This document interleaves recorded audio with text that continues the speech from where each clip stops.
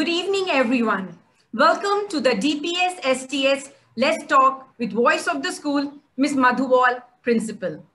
Greatest challenge that parents face is to realize, as Khalil Gibran said, that though the children are born of you, they don't belong to you.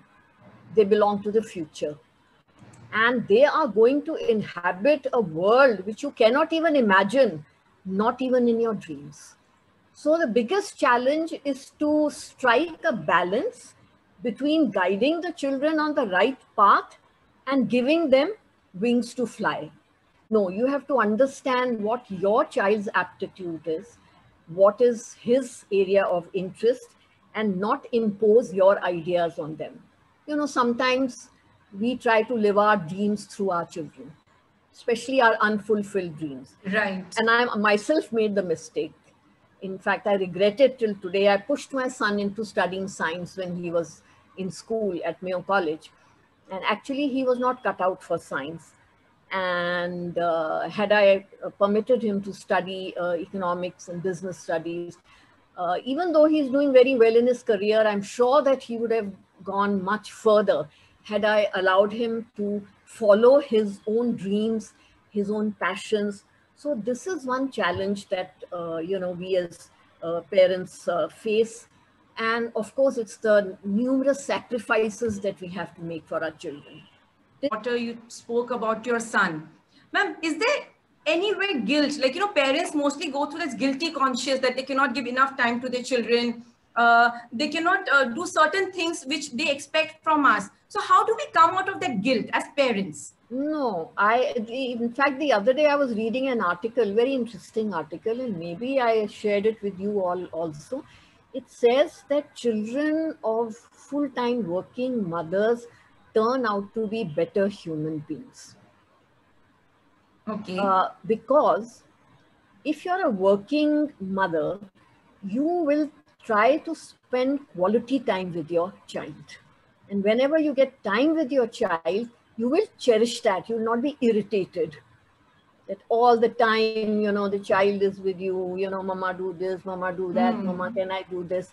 Also, it will enable the child to become more independent. Right, ma'am. And learn to take his or her own decisions. He'll be tougher mentally and physically. So I don't think so that there should be an iota of guilt in the minds of the working parents, especially the mothers, whose fathers are all working, of course, that you are not doing the very best for your child. Even as full-time working mothers, you can always find quality time. And in that time, you can give to your children what maybe as a housewife you cannot give. Plus, working mothers are always having wider exposure. So they have more topics, more knowledge. Their mental horizons are broader. So I think that there should be no sense of guilt. To get your child to cultivate an interest in reading, doing project work.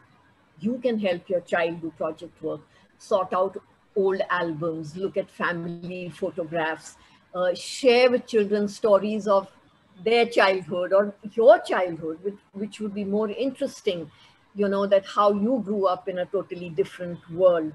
Getting the children involved in household chores, like cooking, giving them the responsibility of, let's say, managing the kitchen on a particular day or chalking out the menu. You can discuss, current events with your children. You can ask them to read a newspaper, see the news, and, make a project on what is the news of the day. This is a wonderful time also to sort out, things lying in your wardrobes and cupboards. Old things can be discarded. They can be given away to the needy. And that makes you feel very good. It will energize the mind. It will empty your mind of all the clutter also. So I don't believe in, the word boredom. The ones whose ideas should be respected more than our ideas. The reason being that they are the future citizens. They are the ones who are going to wear the mantle of responsibility. And where you don't have conflicting ideas, husband, wife don't agree with each other on all points. So the important thing is for a parent to accept the fact that the child is going to think differently from you. Where you feel that the child is on the wrong track or going astray, he's spending too much time on social media, you need to explain to him, not saying, no, don't do this. I'm going to cut off your internet. So then, the respect doesn't come. But if you explain to the child that, look, social media is all very well, but you need to spend restricted hours on that or restricted time, then a sense of respect will grow. And another thing is that never humiliate or insult your child. However silly you may find his views, always lend a willing ear to his ideas. Not just say, that because my child has, got so many marks, he's successful.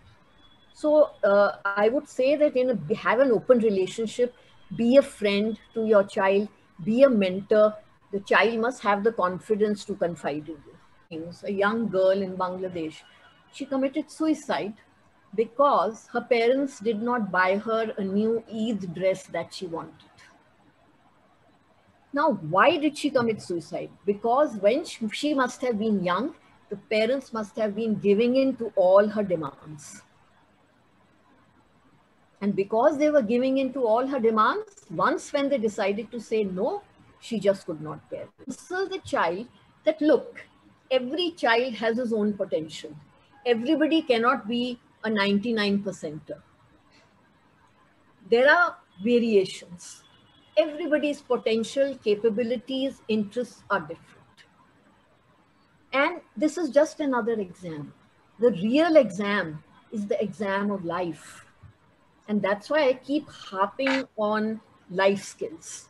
That's why I talked about all those skills. Make your child understand that just this knowledge is not enough unless you can apply this knowledge to real life situations. Memo from a child to parents, teachers. Don't spoil me. So thank you so much. Thank you so much for being in this show, ma'am.